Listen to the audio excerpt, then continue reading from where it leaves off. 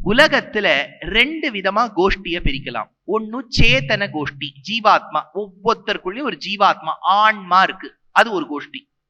இன்னொன்னு அச்சேதனம்ங்கிற கோஷ்டி. இப்ப நம்ம சரீரம் இருக்கு பாருங்க, இந்த ஆத்மா வெளியில போயிடுச்சுன்னா இந்த சரீரத்தை யாரும் வச்சுக்க மாட்டா. வீட்டுல ஷோகேஸ்ல இதுதான் எங்க பாட்டி நான் சொல்வேனோ உடனே போய் எரிச்சுட்டு வந்துருவேன் இல்லையா. இந்த சரீரம் எல்லாம் அச்சேதனம், இதெல்லாம் அச்சேதனம், இது அச்சேதனம்.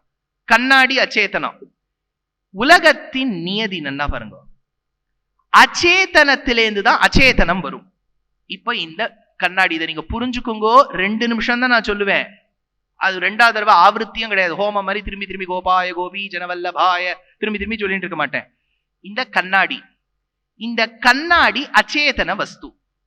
இதுக்கு ரா மெட்டீரியல் ஒண்ணு இருக்கும் இல்லையா, ஏதோ ஒண்ணுல இருந்து தான் இது தயாராயிருக்கு. இதுக்கு ஆதார வஸ்துவும் அச்சேதனம். அச்சேதனத்திலேருந்து தான் இன்னொரு அச்சேதனம் வந்திருக்கு. இப்ப இது வச்சுக்கோங்க, அயர்ன் வேற மெட்டல்ஸ் எல்லாம் இருக்கும், அதுக்கெல்லாம் உயிர் இல்லை. உயிர் இல்லாத மெட்டல்ஸ்ல இருந்து இன்னொன்னு வந்திருக்கு, இதுக்கும் உயிர் இல்லை. மாத்தி வச்சுக்கோங்க. இப்ப எங்க அம்மா கர்ப்பத்திலேருந்து நான் வந்திருக்கேன் அப்படின்னா எங்க அம்மா உடம்புல உயிர் உள்ள ஜீவாத்மா இருக்கு.